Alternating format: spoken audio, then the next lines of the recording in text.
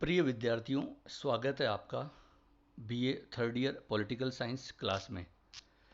विद्यार्थियों, हम डिस्कस कर रहे हैं BA third year political science का जो सेकंड पेपर है, द्वितीय विश्व युद्धोत्तर अंतर्राष्ट्रीय संबंध एवं भारतीय विदेश नीति। और इस पुस्तक का जो पहला चैप्टर है उस पर तो हमने पिछले वीडियो में डिस्कस किया था। छोटा सा ही चैप्टर था वो।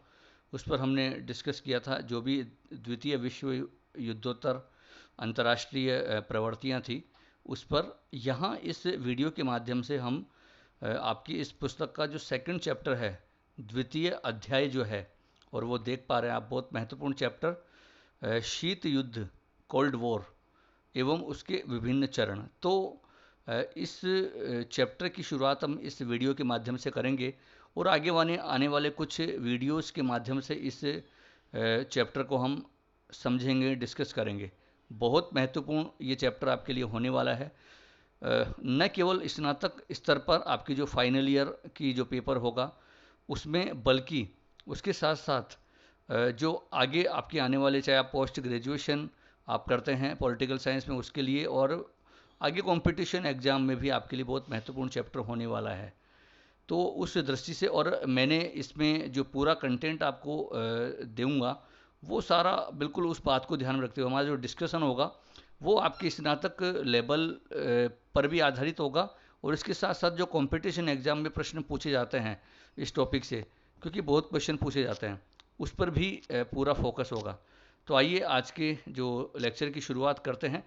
यहाँ मैं आपको थोड़ा सा बता दूं कि इस वीडियो में हम इस शुरुआत में जो, जैसा कि आप चैप्टर का नाम देख पा रहे हैं, शीत युद्ध, तो शीत युद्ध को ही समझेंगे। शीत युद्ध क्या है और इसकी जो कुछ राजनीति विचारकों के द्वारा क्या परिभाषाएं दी गई है, किस रूप में इसको परिभाषित किया है, इसको हम डिटेल से थोड़ा सा समझेंगे।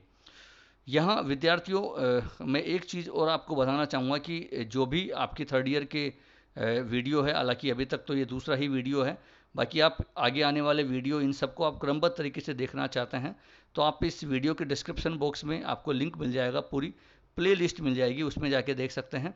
इसके अलावा फर्स्ट ईयर, सेकेंड ईयर और अदर कॉम्पिटिशन एग्ज़ाम, वो सारे वीडियोज़ की जो प्ले लिस्ट है जिसमें कि आप क्रमबद्ध तरीके से पूरे लेक्चर देख सकते हैं, वो सब की लिंक आपको, प्लेलिस्ट की जो लिंक है, इस वीडियो के डिस्क्रिप्शन बॉक्स में भी मिल जाएगी, और आप यूट्यूब चैनल की प्लेलिस्ट सेक्शन में भी जा सकते हैं। तो आइए आज की वीडियो की हम शुरुआत करते हैं और देखते हैं पहला जो टॉपिक है हमारा। विद्यार्थियों, जैसा कि आप ये फर्स्ट जो टॉपिक हमारा देख पा रहे हैं, शीत युद्ध का अर्थ एवं परिभाषा। इस स्लाइड में विद्यार्थियों आप बिल्कुल शुरुआत में जैसा कि देख रहे हैं कि शीत युद्ध का अर्थ समझने से पहले इस शब्द को लेकर जो क्वेश्चन अधिकतर पूछा जाता है, यहाँ बीए में फाइनल ईयर एग्जाम में भी पूछा गया है कई बार ये, और इसके अलावा जो कंपटीशन एग्जाम में पूछा गया है। जो शीत युद्ध जो शब्द है ये बड़ा महत्वपूर्ण है, बड़ा इंटरेस्टिंग शब्द है। सामान्यतः विद्यार्थी हम इसको शीत युद्ध मतलब एक शाब्दिक दृष्टि से देखें तो ठंडा युद्ध, तो हम ये समझ लेते हैं कई बार कि सर्दियों में होने वाले युद्ध को ठंडा युद्ध कहते होंगे, शायद शीत युद्ध कहते होंगे, लेकिन ऐसा नहीं है। इसको आगे हम परिभाषित करेंगे।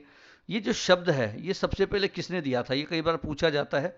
तो आप देख पा रहे हैं बर्नार्ड बारूच, इन्होंने सबसे पहले इस शब्द को दिया था, और वॉल्टर लिपमैन ने इस शब्द को लोकप्रिय बनाया था। तो ये दोनों आपको नाम ध्यान रखने हैं। कई बार कन्फ्यूज़न विद्यार्थी होते हैं इसको लेकर, तो आप ये ध्यान रखेंगे। अगर आपसे पूछा जाता है कि ये शब्द सबसे पहले किसने दिया, तो फिर बर्नार्ड बारूच, और अगर आपसे पूछा जाता है इसको लोकप्रिय किसने बनाया, तो फिर आप ये देख पा रहे हैं वॉल्टर लिपमैन, क्योंकि कई बार ये पूछा गया है। अब हम देखेंगे कि एक शीत युद्ध का बेसिकली अर्थ क्या होता है। हालांकि इसकी परिभाषाएं और बहुत डिटेल से इसकी प्रकृति है, सब कुछ हम आगे देखेंगे पूरे इस आगे आने वाले वीडियोज़ में।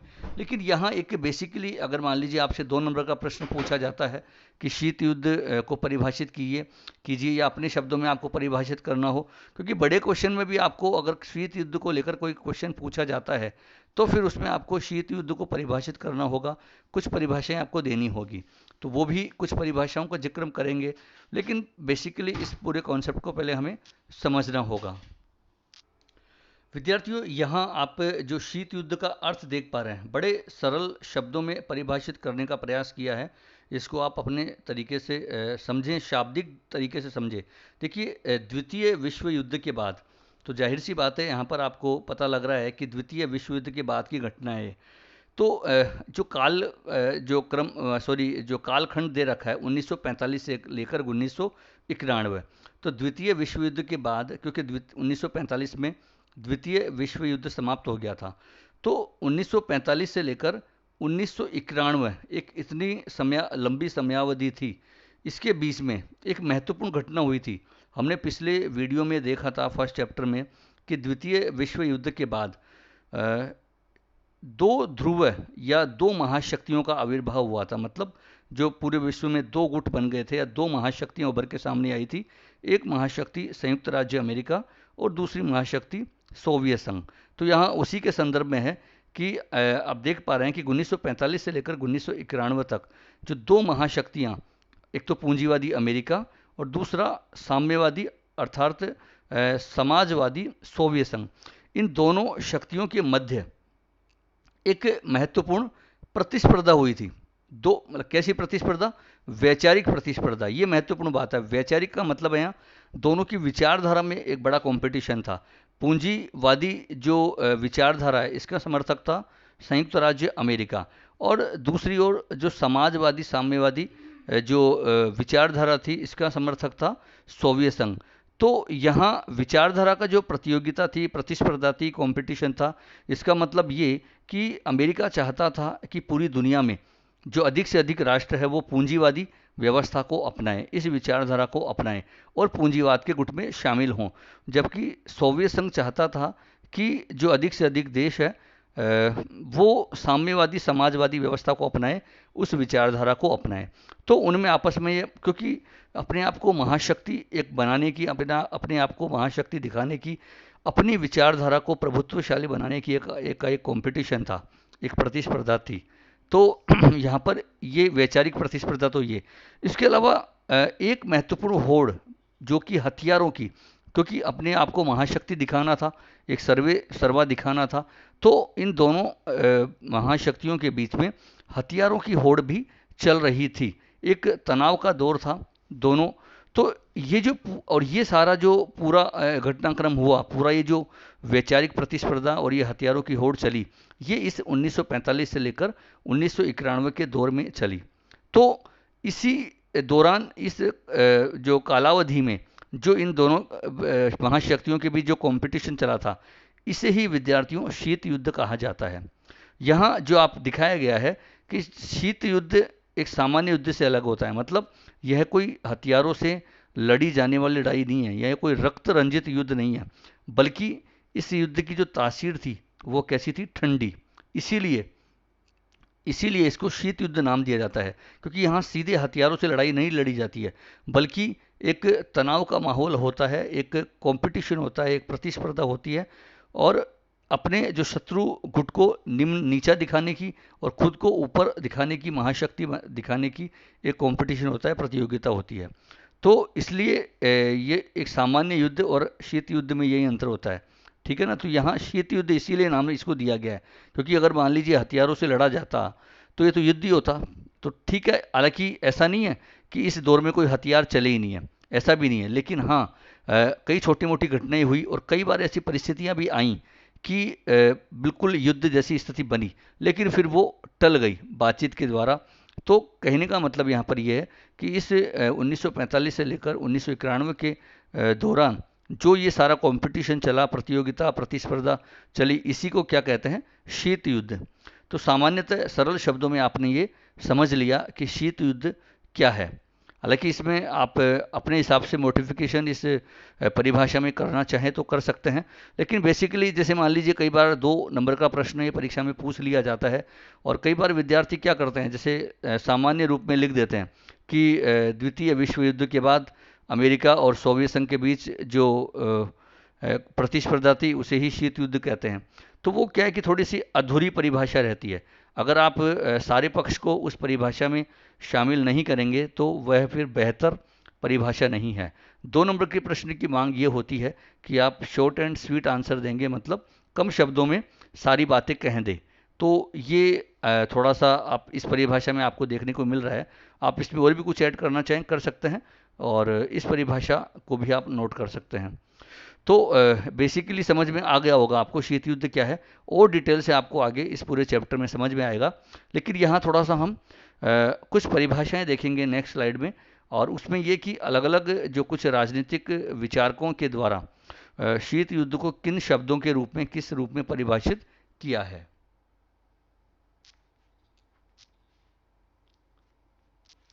यहाँ विद्यार्थियों आप सामने कुछ परिभाषाएं देख पा रहे हैं। इन परिभाषाओं का बड़ा महत्व आपके लिए। देखिए, अगर निबंधात्मक बड़ा प्रश्न आपसे पूछा जाता है तो ज़रूर आप 1 या 2 परिभाषा अपने आंसर में ज़रूर लिखेंगे, क्योंकि आपके जो प्रेजेंटेशन को बेहतर बनाएगी।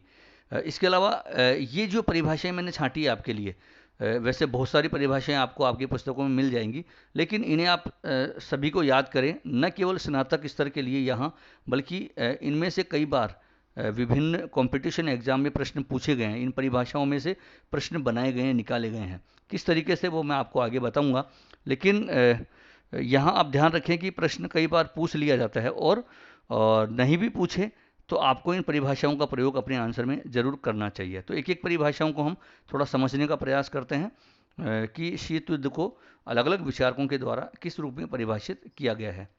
देखिए, सबसे पहले आप D.F. फ्लेमिंग की परिभाषा जो देख रहे हैं, शीत युद्ध एक ऐसा युद्ध है जो युद्ध क्षेत्र में नहीं बल्कि मनुष्य के मस्तिष्क में लड़ा जाता है।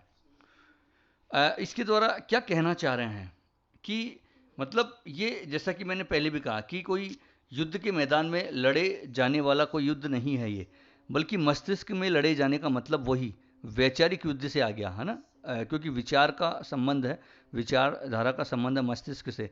तो कहीं न कहीं ये एक मानसिक युद्ध है, मानसिक लड़ाई है, एक मानसिक तनाव है।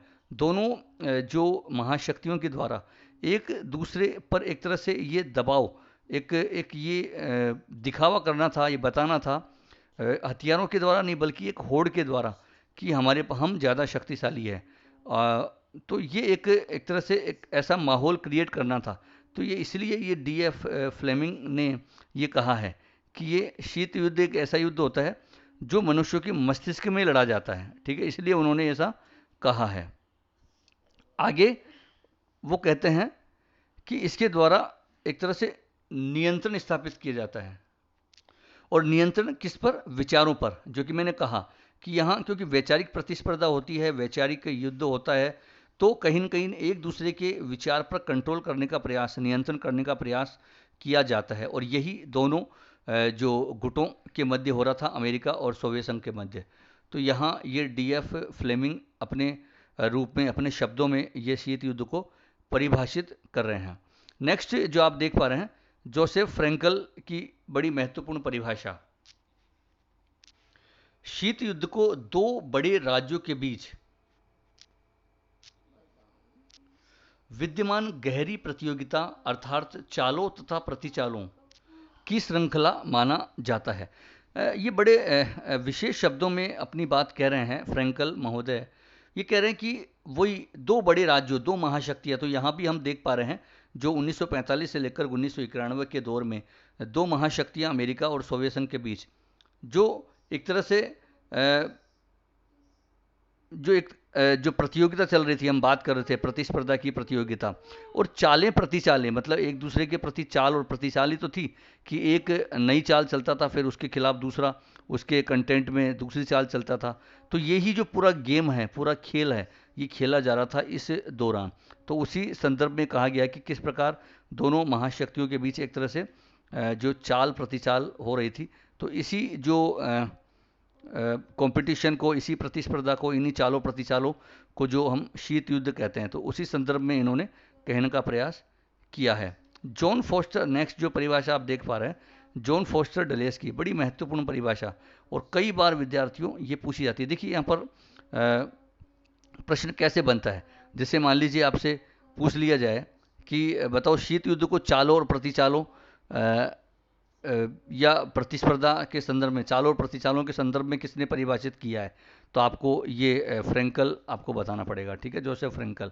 या फिर आपसे मान लीजिए यूँ पूछ लिया जाए कि मनुष्य के शीत युद्ध को मनुष्य के मस्तिष्क में लड़े जाने वाला युद्ध किसने बताया है? तो आप फिर डीएफ फ्लेमिंग, ठीक है। तो इस तरीके से प्रश्न पूछा जाता है। ये कई बार जॉन फॉस्टर डलेस को लेकर कई बार ये प्रश्न पूछा गया है, ठीक है ना। जैसा कि आप देख पा रहे हैं कि शीत युद्ध नैतिक दृष्टि से धर्म युद्ध था।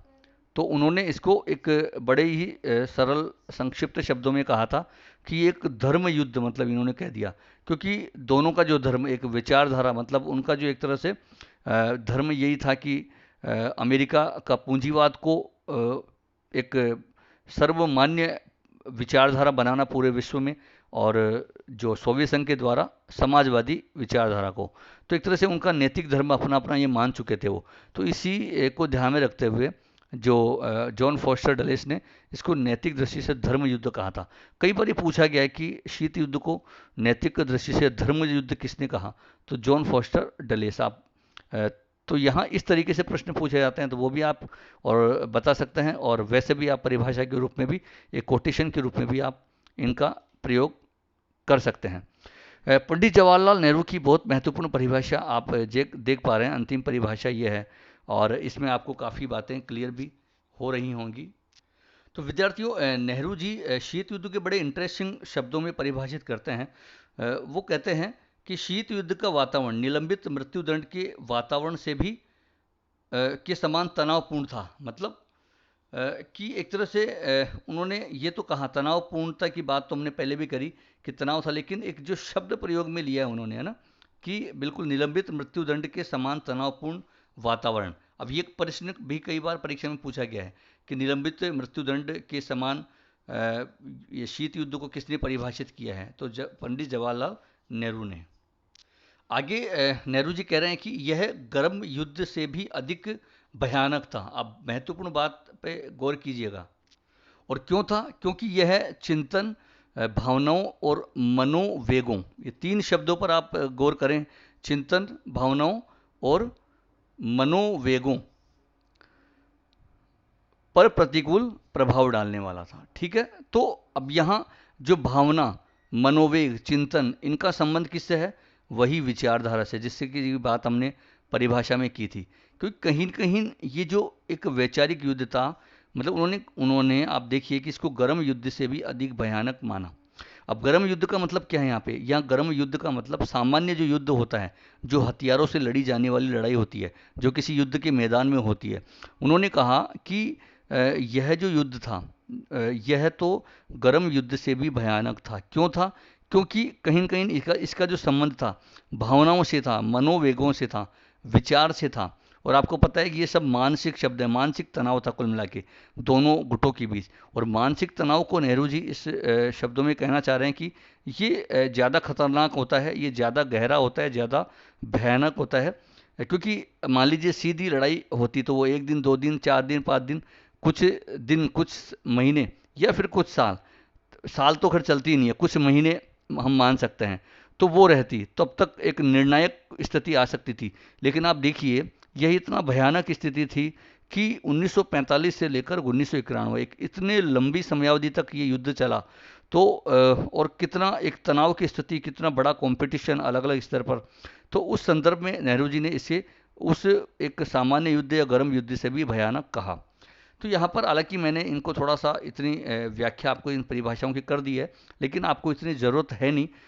बस केवल आप थोड़ा सा, जैसा कि मैंने बताया है परीक्षाओं में कैसे पूछा जाता है, उनका आप ध्यान रखेंगे। और इसके अतिरिक्त इन परिभाषाओं का प्रयोग अपने प्रश्नों में वहाँ एज इट इज लिख कर करेंगे, तो आपका जो प्रेजेंटेशन है, प्रस्तुतिकरण है, वो अधिक बेहतर होगा अन्य विद्यार्थियों से।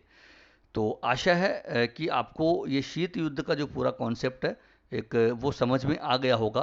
क्योंकि आपको परीक्षा में लिखना होगा, अधिकतर इसका एक बड़ा क्वेश्चन आता ही आता है।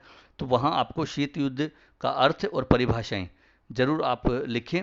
फिर आगे के जो इसके कई बार प्रकृति पूछ लेते हैं, कई बार शीत युद्ध के कुछ चरण पूछ लेते हैं, या फिर उनकी जो शीत युद्ध कारण परिणाम, विश्व राजनीति पर उनका प्रभाव, वो सब टॉपिक्स पर हम आगे के वीडियो में जिक्र करेंगे। आज के इस वीडियो में तो हम बस इतनी ही बात करेंगे। नेक्स्ट जो वीडियो होगा उसमें आगे के जो टॉपिक्स पर हम चर्चा करेंगे। तो आशा है आपको शीत युद्ध समझ में आ गया होगा। अंत में बस आपसे यही कहेंगे कि आप अधिक से अधिक विद्यार्थियों को इन वीडियोज़ को साझा करते रहें और इनका आप स्वयं भी लाभ उठाएं और अपनी प्रतिक्रिया अवश्य देवें, ठीक है, जिससे कि और आप क्या बेहतर बनाना चाहते हैं इन वीडियोज़ में या क्या आप चाहते हैं वो आप अपने कमेंट के द्वारा आप बता सकते हैं। और इसके अतिरिक्त जो आपके छोटे भाई बहन हैं फर्स्ट ईयर सेकेंड ईयर, वो सारी वीडियोज़ भी इस चैनल पर मौजूद है, तो आप जाके देख सकते हैं प्लेलिस्ट में। वहाँ सबकी आपको अलग अलग प्लेलिस्ट मिल जाएगी। तो विद्यार्थियों आज के लिए इतना ही। नेक्स्ट वीडियो में फिर उपलब्ध होते हैं। बहुत बहुत धन्यवाद।